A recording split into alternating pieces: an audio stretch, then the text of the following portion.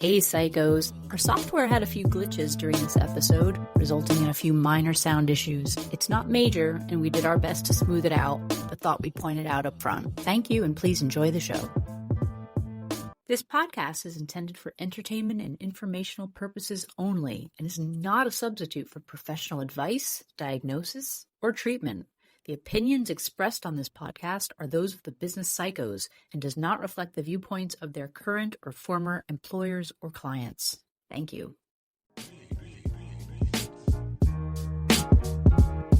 It's the business psychos, and today we're gonna talk it out. The podcast about what execs shouldn't talk about. Connecting executives and those who aspire. We're here to have a conversation, yeah, we're gonna light the fire. It's the business psychos.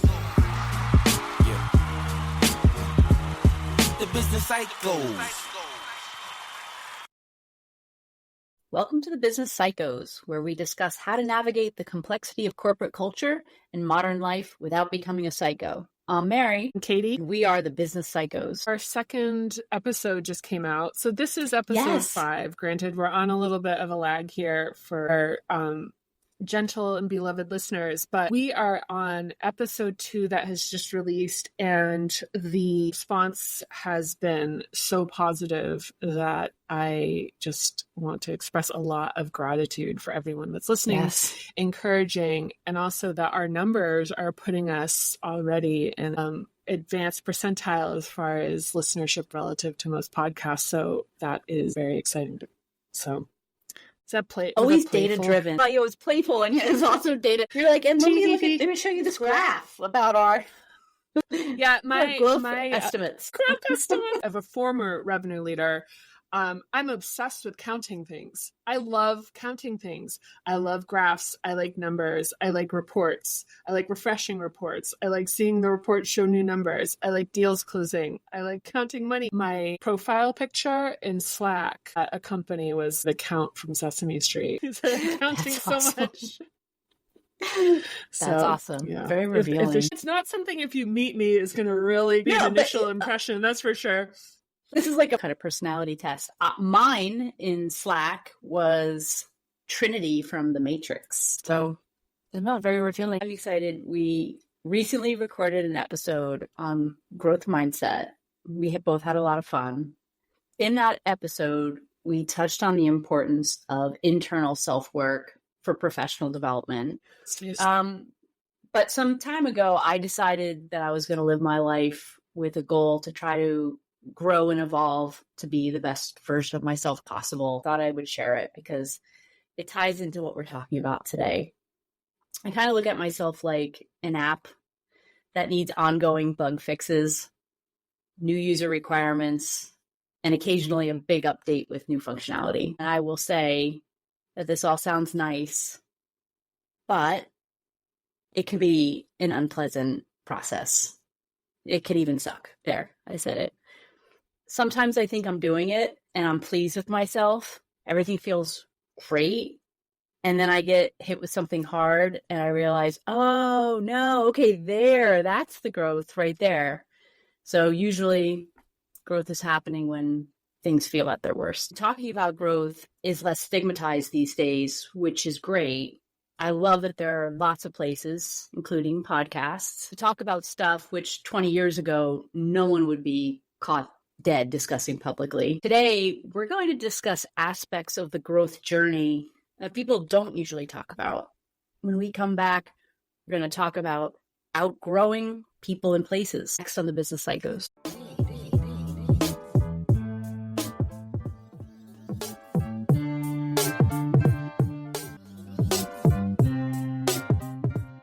You authored the amazing book, The Panorama Method, on personal development, and I can attest that you practice what you preach.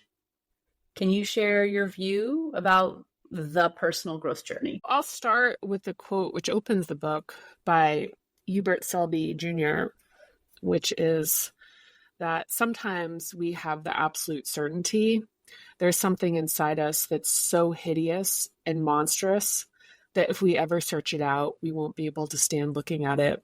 But it's when we're willing to come face to face with that demon that we face the angel. Wow.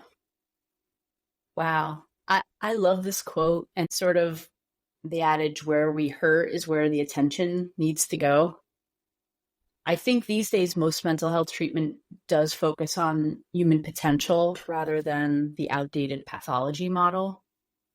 Often the focus is developing techniques to draw out patients' creative capacities, feel that we all hold within our unconscious the capacity to heal, create, and expand our awareness, and that this is what leads to a more meaningful connection to life. So to your point, Katie, mental illness isn't some terrible thing that is inside us, but an indication that our potential for growth has been in some way blocked and is unable to express itself. At the top of chapter 1, there's the Thomas Merton quote, a paraphrase that to fill our ultimate potential happens when we accept ourselves fully as we are. Parinama isn't necessarily about mental illness or fixing anything. It's a method for understanding our true nature so we can unlock a more fulfilling and enlivened life. There's work to do, but as an act of ongoing devotion rather than trying to climb a punishing ladder to so-called perfection. I mean, there's nothing wrong with me. There's nothing wrong with you, Mary, or any of our listeners. We aren't all broken. Most of us had events and circumstances that stressed and impacted the development of our nervous system, creating our current reflexive sense of reality. We all compensated in early life by creating coping mechanisms that helped us to survive when the only option was to make the best of our current situation. But as adults, we have the opportunity to address these developmental gaps, consciously reclaim with awareness and somatic practice, as is done with Parinama method. It's easy to be stuck in old patterns and believe them to be so-called reality. This is the journey each of us is on, and it's not linear. It's common to take 3 steps forward, then 2 back, or not to move at all for some time. It's worth noting that I think, and I'm saying this to myself here, as I often do, you can't approach personal growth like a work or a home improvement project.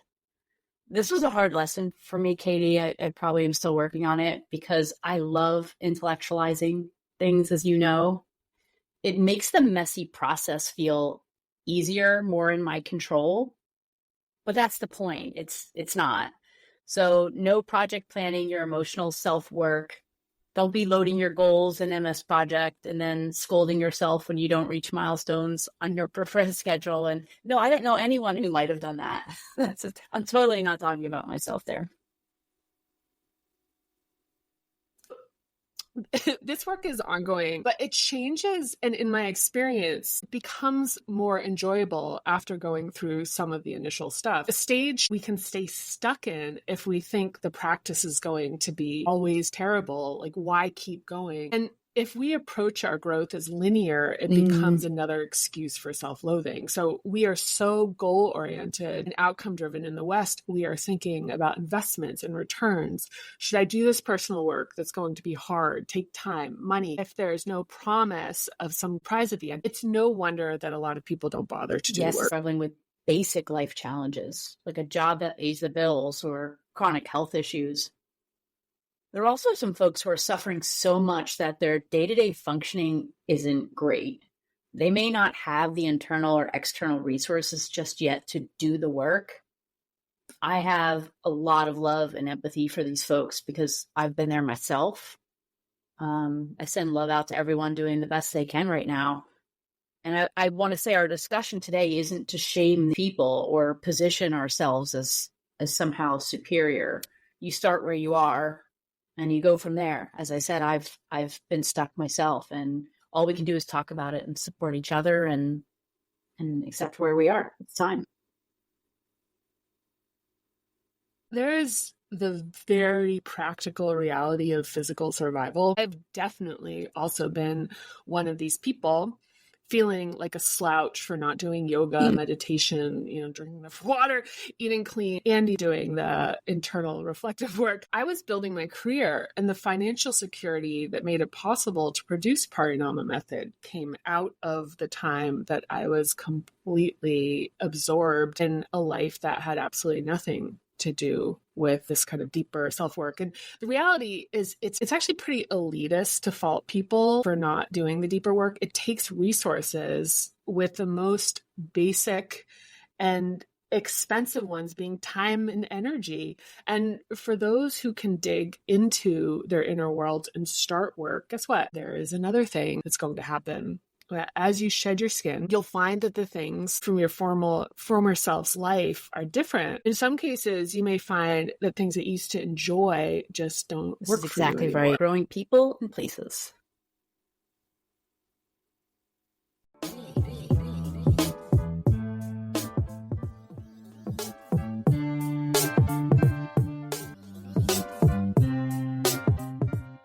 So we are back talking about outgrowth. Perhaps more universally relatable as an analogy is moving to a new apartment or home. There's a period in between.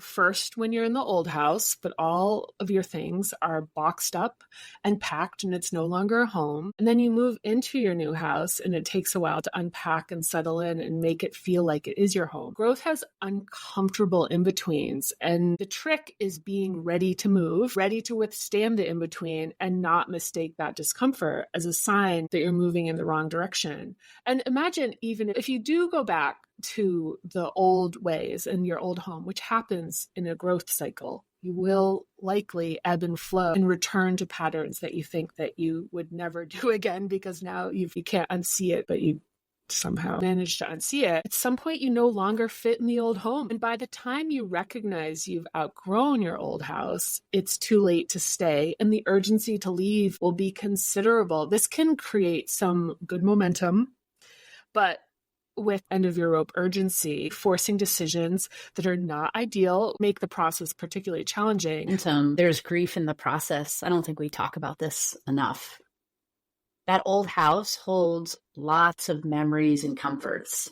You know exactly what your couch is going to feel like, how to set that wonky thermostat, how to open the sticky drawer that you never bothered to get fixed. You can walk through that old house in the middle of the night and know your way around by memory because you've been there so long. It's comfortable and that makes you feel safe. But the momentum to grow, like a genie out of a bottle, can't be put back. And all the nostalgia and love for the old house can often become replaced by boredom, even irritability. When you grow and leave that old house or a job or a relationship, you can be hit with overwhelming grief. In my personal experience, you aren't just grieving the people or place you've outgrown, you're also grieving a former version of yourself which doesn't exist anymore.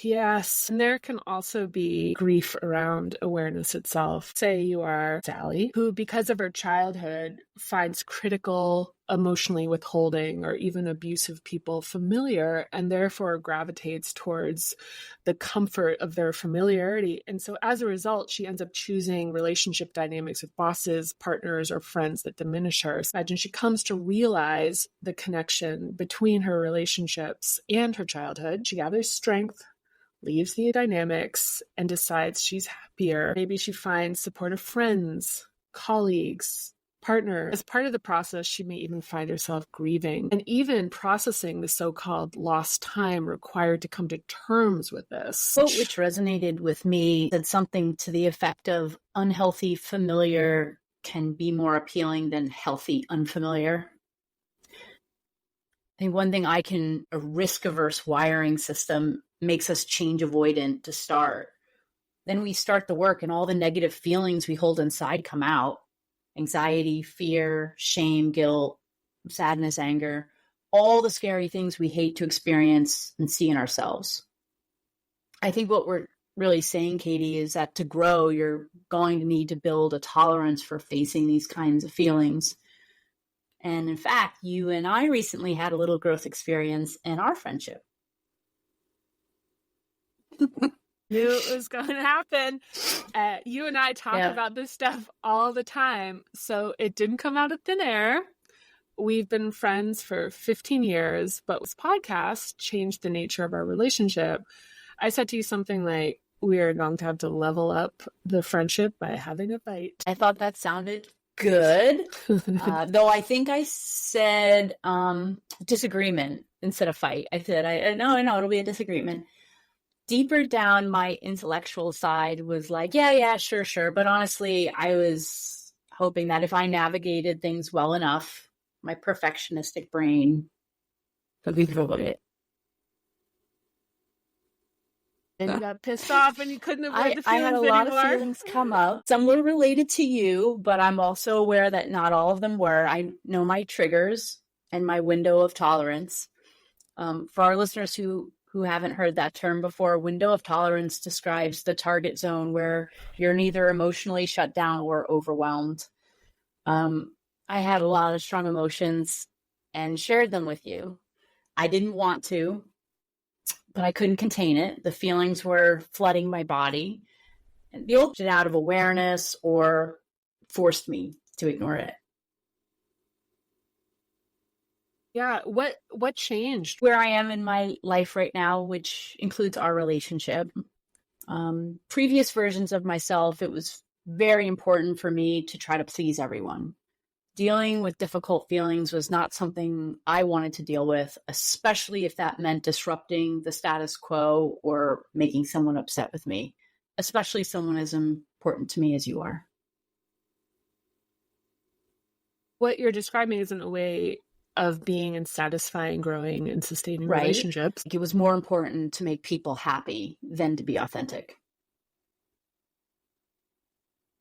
People who are healthy, and healthy being a relative term, will respect and value your authenticity. Authentic people find it unfulfilling to have relationships with people who aren't able to interact in genuine ways. We are going to piss each other off. It's natural and human. And part of being human is the so-called shadows like fearfulness, shame, anger that arise. And there are two primary directions for these feelings to go, either outward as a conflict to be resolved or inward as resentment. She told me she was surprised her marriage ended because they never fought once in 15 years. And then she went into therapy and realized that was sort of a big clue that disagreements are part of the normal human experience and expressing them is human.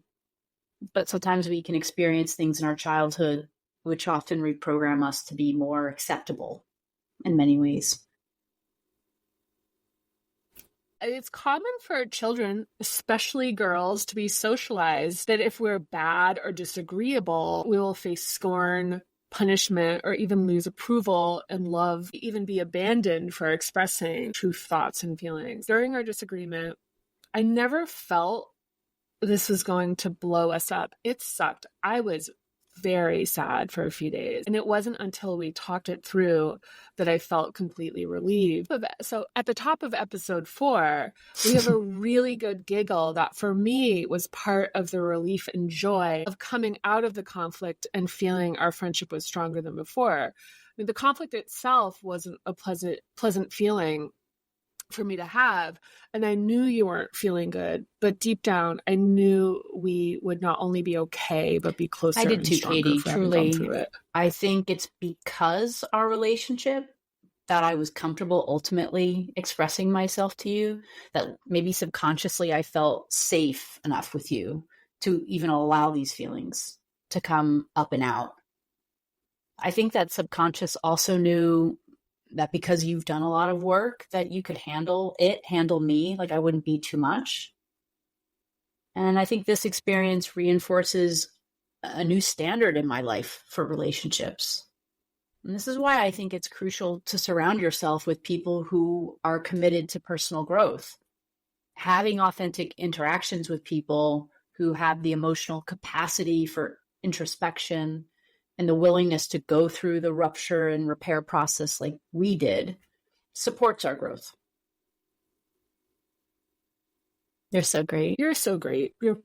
And because this is a business podcast, I will mention that this dynamic between us surfaced as we were producing something together. So the professional relevance is that conflicts between colleagues and co-founders may be dismissed as kind of like emotional work or fluffy, but it is usually a major contributing factor to setbacks in the progress of a company or department. When I build leadership teams or when I do advising and consulting that has people working together on shared goals, I will do an early meeting where I flag what I see as the potential interpersonal issues that I suspect to arise as hypothetical examples. For example, saying, Colin, you are going to be more visible and possibly get more credit. Let's talk about how Dave feels about this as a potential issue and how we can potentially stay out in front of this. This stuff is real, and these types of conflicts can be major points of division with leaders. So dealing with this stuff is actually a hack for your professional success. It makes me think about change management. That's something I've focused most of my career on and what I do in my advisory work. When I first started doing large scale change in complex organizations, I thought it was all about the people, process, technology. It was like a good solution, and we just had to go around and tell everybody what to do. And then you realize that it's the personalities and it's the subconscious and the interactions, and that's usually what ends up derailing large scale change or any kind of change, really. So change readiness and adoption and all that kind of stuff. So many organizations get it wrong because it does sound fluffy. It does sound that we're talking about here, like, deal with that on your own time. This is a really important initiative. We're not dealing with that. Well, we're all people, and until we're all replaced by AI, it's a really big component, and it can derail a pretty complicated change management program pretty quickly. I was really struck, but there is a momentum once you start to see and feel how things can be different.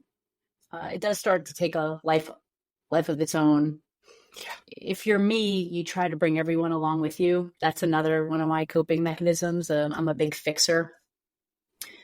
But I've come to realize that it's not possible to fix other people or make them who you want them to be. And frankly, not everyone wants to grow, and that's okay. And many people won't, and that's also okay.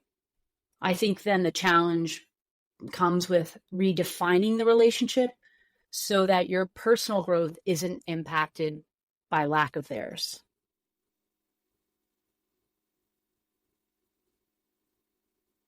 Yeah, if the relationship has outgrown itself in terms of it being a healthy or appropriate matchup, severing it completely might be the right thing to do.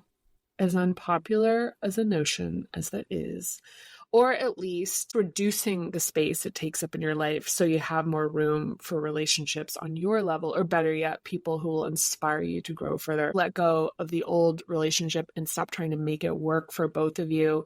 Let go and wish the best for the person. I mean, one thing I'd mention here is that oftentimes when we end relationships, if we do not have a firm footing and understanding that people just outgrow each other, and you don't need villains and heroes in these dynamics. There's just a much more natural ebb and flow and growth and contraction in life. Then it's easier to just see that and really accept that that person also deserves people that are a better match and more simpatico with the way that they're operating. So they're having more satisfying friendships and relationships for where they're at in their life. When we come back, we're going to wrap up our chat on outgrowing people and places.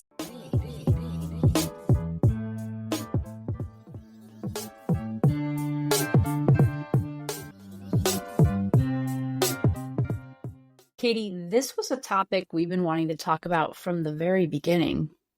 It was on the original topic list. We talked about doing a podcast, and I liked that we shared more about ourselves today.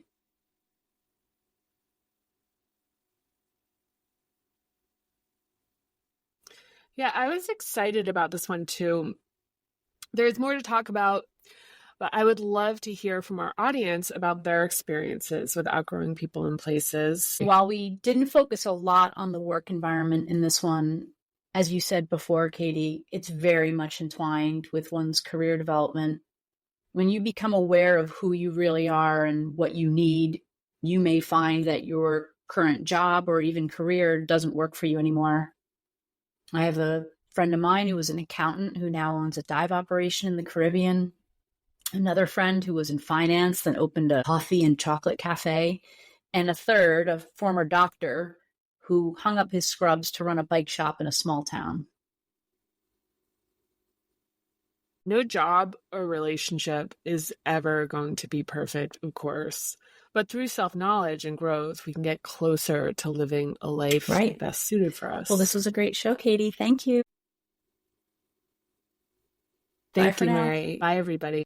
Thanks for listening. If you enjoyed the show, please like, subscribe, and share with other psychos you know.